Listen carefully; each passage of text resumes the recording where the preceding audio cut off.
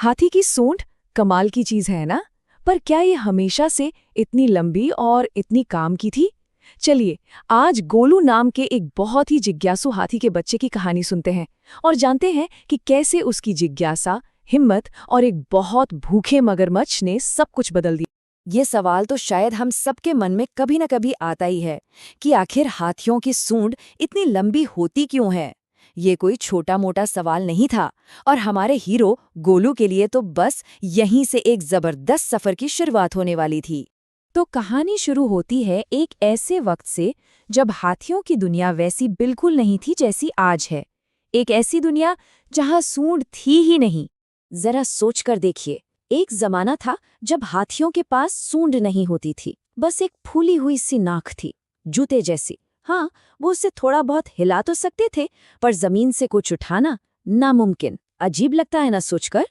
और इसी दुनिया में था हमारा हीरो गोलू। दिखने में तो वो भी दूसरे हाथी के बच्चों जैसा ही था, वही छोटी सी फूली हुई नाक। पर उसके दिमाग के अंदर, अरे भाई, सवालों का तूफान था। उसे हर चीज के बारे में जानना था। गोलू की क्यूरियोसिटी की तो कोई हद ही नहीं थी। वो अपनी शुतुरमुर्ग आंटी से पूछता, आप दूसरे पंछियों की तरह उड़ती क्यों नहीं हो? अपने लंबे से जिराफ अंकल से पूछता, आपकी स्किन पर ये धब्बे कैसे आए? बेचारा पूछता रहता था, पर जवाब किसी के पास नहीं था। पर होता क्या है ना, जब बड़ों के पास जवाब नहीं होते तो वो बच्चों को क्या कहते हैं? तुम बहुत शरारती हो, इतने मुश्किल सवाल क्यों पूछते हो? बस यही होता था गोलू के साथ। उसके सारे सवाल बस सवाल ही बनकर रह जाते थे। और फिर एक दिन गोलू ने वो सवाल पूछ लिया जो पूछने की हिम्मत कोई नहीं करता था। उसने मैना से पूछा, ये बताओ, मगरमच्छ डिनर में क्या खाता है? उसे जरा भी अंदाजा नहीं था कि ये सवाल उसकी पूरी जिंदगी बदलने वाला है। अब मैना ने उसे सीधा सीधा जवाब नहीं दिया।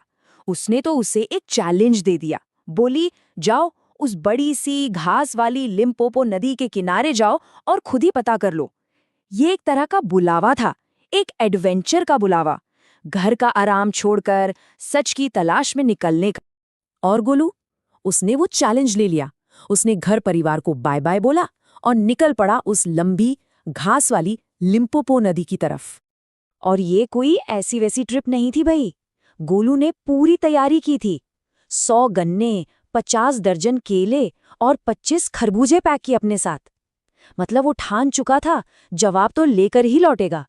रास्ते में उसे एक बड़ा सा अजगर मिला। गोलू ने उससे भी वही सवाल पूछा, मगरमच्छ डिनर में क्या खाता है? पर अजगर ने कुछ नहीं कहा, बस चुपचाप गोलू को देखता रहा। शायद वो गोलू की हिम्मत को परख रहा था कि ये बच्चा कितनी दूर तक जाएगा। और अब कहानी के सबसे खतरनाक हिस्से की तरफ बढ़ते हैं। गोलू का सामना अब सीधे उस चीज से होने वाला था जिसे वो ढूंढ रहा था, मगरमच्छ के जाल से। आखिरकार गोलू लिम्पोपो नदी के किनारे पहुंच ही गया और वहां पानी में उसे एक लकड़ी का टुकड़ा तैरता हुआ दिखा। बेचारे गोलू को क्या मालूम था कि वो लकड़ी नहीं बल्कि उसका जवाब था, और उसका वो जवाब बहुत भूखा था। तभी उस लकड़ी के टुकड़े ने एक आंख खोली और एक मीठी सी पर बहुत खतरनाक आवाज आई, पास आओ छोटे बच्चे, मैं ही मगरमच्छ हूं। ये एक इनविटेशन था जो असल में एक ट्रैप था। और गोलू अपनी मासूमियत में पास चला गया। जैसे ही उसने अपना सवाल पूछने के लिए सिर नीचे किया, खचाक, मगरमच्छ ने उसे उसकी छोटी सी नाक से पकड़ लिया। बस जाल में फंस गया था गोलू। मगरमच्छ ने साफ साफ कह दिया, लगता है आज मेरा डिनर एक हाथी का बच्चा बनेगा। अब गोलू सिर्फ सवाल पूछने वाला नहीं था, वो शिकार बन चुका था। कहानी अपने क्लाइमैक्स पर थी। और ठीक उसी पल, जब लग रहा था कि अब सब खत्म, किनारे से एक आवाज आई, अरे ये तो वही अजगर था। पर इस बार वो चुप नहीं था।